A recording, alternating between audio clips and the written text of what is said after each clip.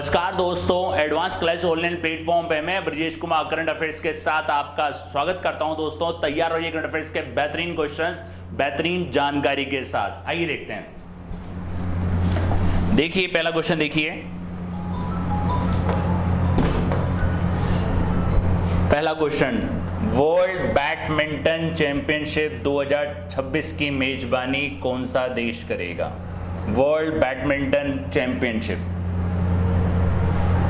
तो दोस्तों ध्यान रखना, बैडमिंटन के बारे में आपको बता देता हूं। बैडमिंटन में कितने होते हैं? बैडमिंटन में मिनिमम 2 खिलाड़ी होते हैं, मिनिमम 2 होते हैं और मैक्सिमम क्या होते हैं? इसके अंदर 4 खिलाड़ी होते हैं। और बैडमिंटन कोर्ट की अगर बात करें लंबाई चौड़ाई की तो 13.1 मीटर तो इसकी लेंथ होती है, मतलब लंबाई होती है, और 6 मीटर के आसपास इसकी चौड़ाई होती है। राइट, ध्यान रखना। बैडमिंटन और बैडमिंटन के खिलाड़ियों की बात करें दोस्तों, इंडिया के खिलाड़ी आप लोग जानते ही हैं, जैसे कि साइना नेहवाल बैडमिंटन के लिए, और प्रकाश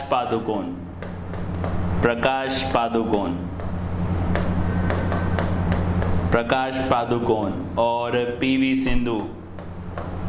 सिंधु और भी काफ़ी खिलाड़ी हैं।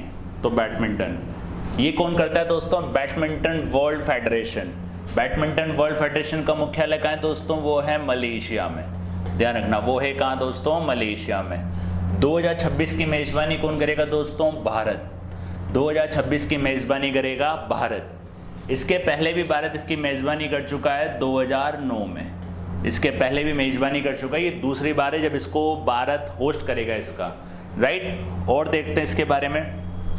या आप देख सकते हैं बैडमिंटन वर्ल्ड फेडरेशन कौन करता है इसको कंट्रोल? Badminton world federation. और भारत इसकी मेजबानी करेगा वर्ल्ड चैंपियनशिप 2026 की। जैसे कि मैंने आपको बताया, भारत इसकी दूसरी बार मेजबानी करेगा, सेकंड टाइम इसको होस्ट करेगा। और 2009 में मेजबानी की थी बैडमिंटन वर्ल्ड फेडरेशन। इसका जो मुख्यालय है वो है कुआलालंपुर, मलेशिया। ध्यान रखना दोस्तों, मलेशिया की राजधानी कुआलालंपुर। और इसकी जो मुद्रा है दोस्तों वो है रिंगिट। इसकी मुद्रा है रिंगिट। राइट, तो ध्यान रखना, बैडमिंटन वर्ल्ड चैंपियनशिप 2026 की मेजबानी कौन करेगा? भारत इसकी दूसरी बार मेजबानी करेगा। राइट, और कौन कंट्रोल कौन आयोजित करता है इसको? Badminton world federation. Right, next question देखते हैं। नेक्स्ट क्वेश्चन देखिए, किसे नेपाल का नया प्रधानमंत्री बनाया गया है? दोस्तों नेपाल में आपको याद हो, सत्ता के लिए कुछ वहाँ पे कॉम्प्री में मतलब काफ़ी दिक्कतें चल रही हैं। अभी केपी शर्मा को यहाँ का प्रधानमंत्री बनाया गया था, लेकिन फिर सुप्रीम कोर्ट के द्वारा शेर बहादुर थापा को यहाँ का प्रधानमंत्री बनाया गया है। किसका बनाया गया दोस्तों? नेपाल का। अब दोस्तों अगर आपको याद हो, नेपाल के साथ भारत देश ने कार्गो सेवा शुरू करी है, कार्गो रेल सेवा। याद आ रहा है दोस्तों? कार्गो रेल सेवा किसके साथ शुरू करी है? नेपाल के साथ। लास्ट लेक्चर में मैंने आपको बताया भी था, अगर आपने लास्ट लेक्चर्स देखे हो। उसके साथ भारत नेपाल के साथ हाइड्रो इलेक्ट्रिक प्रोजेक्ट पर भी काम कर रहा है, जिसका नाम है अरुण जल विद्युत परियोजना। याद रखना, अरुण जल विद्युत परियोजना किसके साथ है दोस्तों? ये भी नेपाल के साथ। लास्ट लेक्चर में करंट अफेयर्स में ये दोनों मैंने आपको बताए थे, नेपाल से संबंधित। ध्यान रखना दोस्तों, नेपाल से संबंधित। अब तीसरा एक और आ गया आपका, शेर बहादुर थापा, नेपाल के नए प्रधानमंत्री जो केपी शर्मा ओली के स्थान पर आएंगे। और ये जो इनको मंजूरी दी है दोस्तों, ये मंजूरी सुप्रीम कोर्ट, वहां के सुप्रीम कोर्ट का ये फैसला है। ध्यान रखना दोस्तों, शेर बहादुर देवबा, सॉरी थापा नहीं, देवबा, शेर बहादुर देवबा 5वीं बार देश के प्रधानमंत्री बने हैं। 5वीं बार देश के ये प्रधानमंत्री बने हैं। और ये जो फैसला लिया है दोस्तों, उच्चतम न्यायालय द्वारा ये फैसला लिया गया है। अब नेपाल से संबंधित आपके पास 2-3 जानकारी होगी। कार्गो रेल सेवा नेपाल के साथ शुरू करी है, और उसके साथ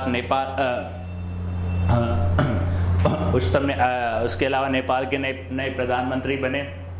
याद रखिएगा दोस्तों, कौन है ये दोस्तों? शेर बहादुर थापा। राइट, नेक्स्ट देखते हैं। और अरुण सागर जल विद्युत जो चल रही है परियोजना किसके साथ है? वो भी नेपाल के साथ है। नेक्स्ट देखिए, पार्ल ऑनफोर्ड का संबंध किस क्षेत्र से था? ये थे आपके पहलवान, हाल ही में इनका निधन हो गया है। ये WWE के रेसलर थे। WWE जानते ही आप तो वर्ल्ड रेसलिंग एंटरटेनमेंट, इसको बोलते हैं वर्ल्ड रेसलिंग एंटरटेनमेंट। इनका हाल ही में निधन हो चुका है। उसका हेडक्वार्टर कहाँ है दोस्तों? USA में। तो ये कौन थे आपके? पॉल ऑन्ड्रॉफ कौन थे आपके? पहलवान थे जिनका हाल ही में निधन हो चुका है। ये आप देख सकते हैं, ये थे आपके पॉल ऑन्ड्रॉफ, ध्यान रखना। पूर्व WWE रेसलर।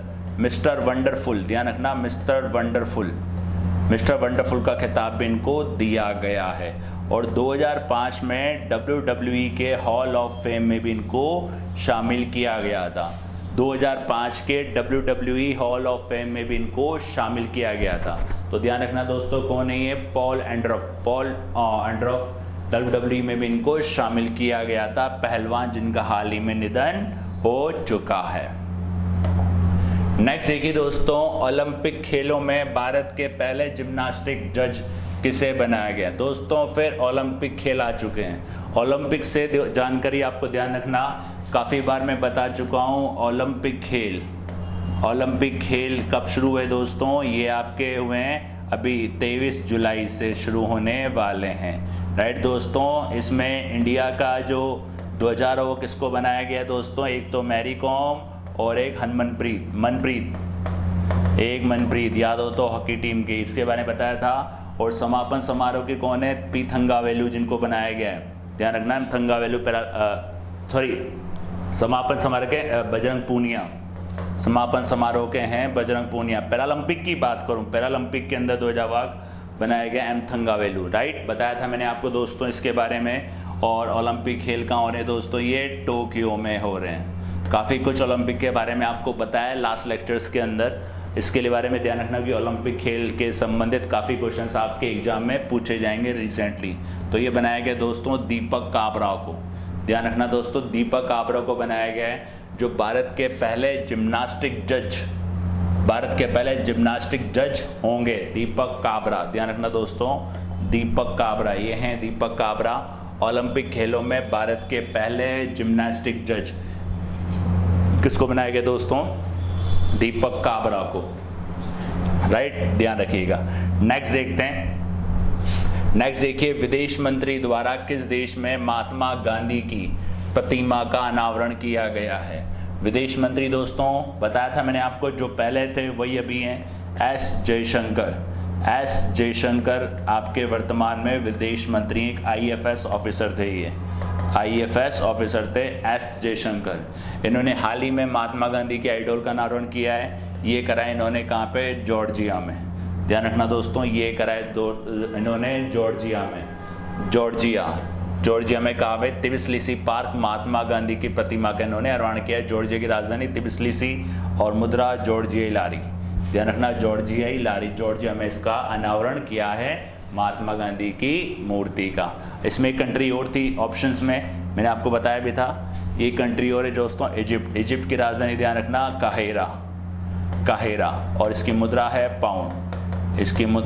पाउंड। इजिप्ट भी आपको याद हो दोस्तों फेमस हुआ था स्वेज नहर के लिए, एक जहाज यहाँ पे फंस गया था, उसके बारे में भी आपको बताया था डिटेल से। देखो दोस्तों, अगर आप करंट अफेयर्स देखेंगे तो आपकी करंट अफेयर्स की बेहतरीन होने की गारंटी मेरी, लेकिन कंटिन्यूस के लिए आपको देखना पड़ेगा। भारत का पहला राष्ट्रीय डॉल्फिन अनुसंधान केंद्र कहाँ स्थापित किया जाएगा? भारत का पहला कहाँ बनेगा ये दोस्तों? पटना में, ध्यान रखना दोस्तों, कहाँ बनेगा ये? पटना में बनाया जाएगा भारत का पहला डॉल्फिन अनुसंधान केंद्र, डॉल्फिन रिसर्च सेंटर।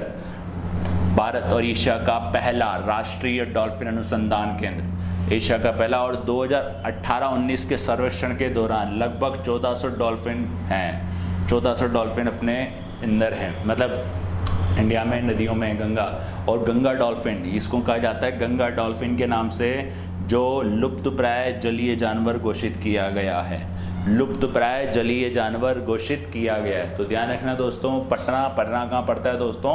बिहार में। भारत और एशिया का पहला राष्ट्रीय डॉल्फिन अनुसंधान केंद्र कहाँ बन रहा है दोस्तों? पटना में, राइट। नेक्स्ट देखिए दोस्तों, नेक्स्ट देखिए, भारत द्वारा किस देश के साथ भीम यूपीआई सेवाएं शुरू की गई हैं? अब दोस्तों पहले देखिए भीम यूपीआई, जो भीम है इसकी फुल फॉर्म ध्यान रखिएगा, भारत इंटरफेस फॉर मनी, इसको बोलते हैं भारत इंटरफेस फॉर मनी, ध्यान रखिएगा। और एक और होता है आपका UPI, unified payment interface, UPI payment interface, unified payment interface, unified payment interface.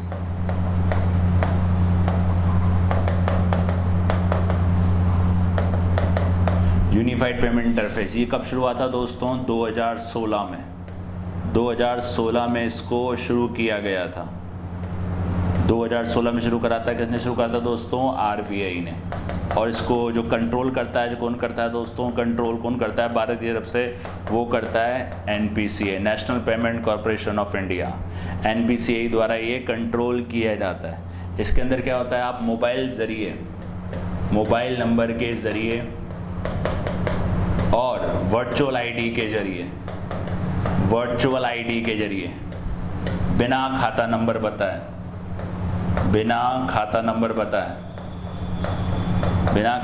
बताए पैसों का हस्तांतरण कर सकते हैं, पैसों का हस्तांतरण कर सकते हैं।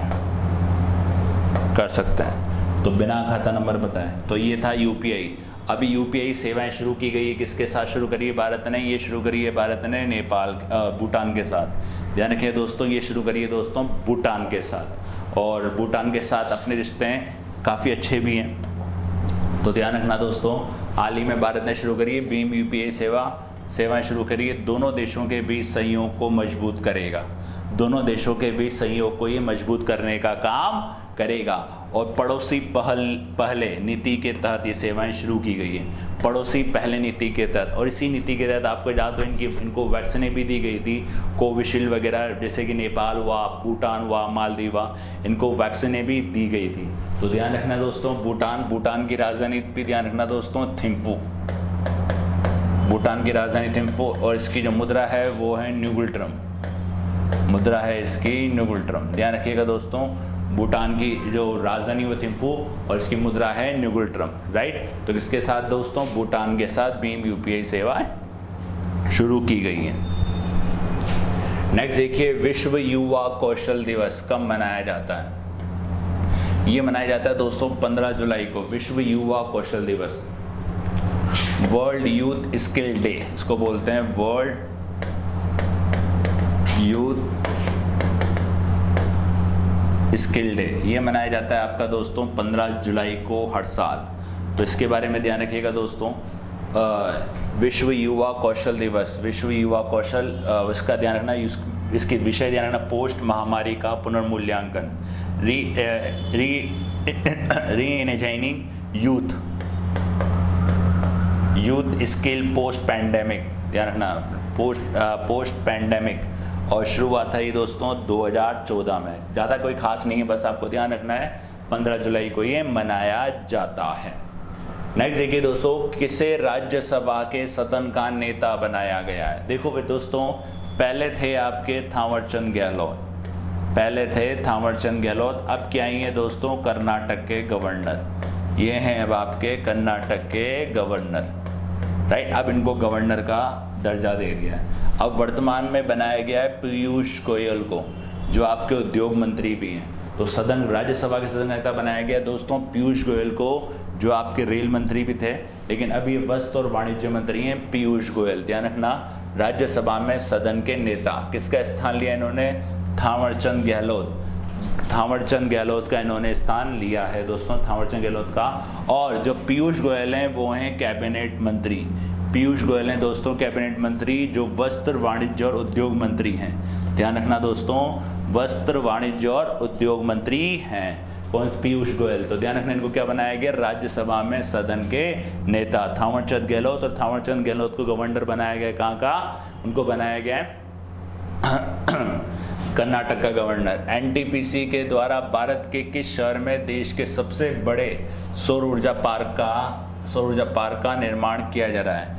एनटीपीसी के बारे में आपको बताया तो दोस्तों, नेशनल थर्मल पावर कॉरपोरेशन, ये एक महारत्न कंपनी है।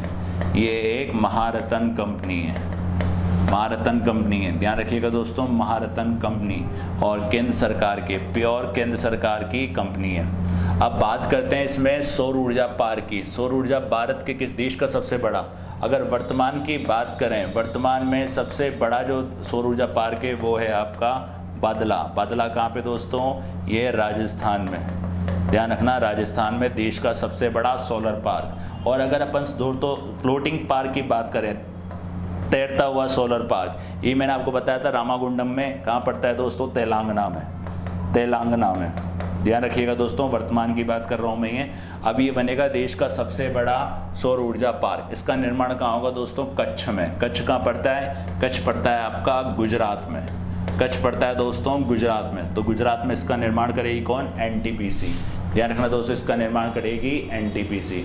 और एनटीपीसी के द्वारा ये क्या किया जाएगा? कच्छ के रण में। कच्छ के रण में। कच्छ कहाँ पड़ता है? गुजरात में। और देश का सबसे बड़ी सौर फोटोवोल्टिक परियोजना का निर्माण। तो ध्यान रखना, सौर फोटोवोल्टिक परियोजना होगी पूरी, और इसकी जो क्षमता होगी वो होगी 4.75 गीगावाट।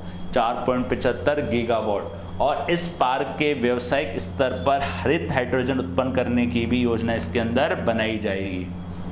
उसकी भी योजना इसके अंदर है।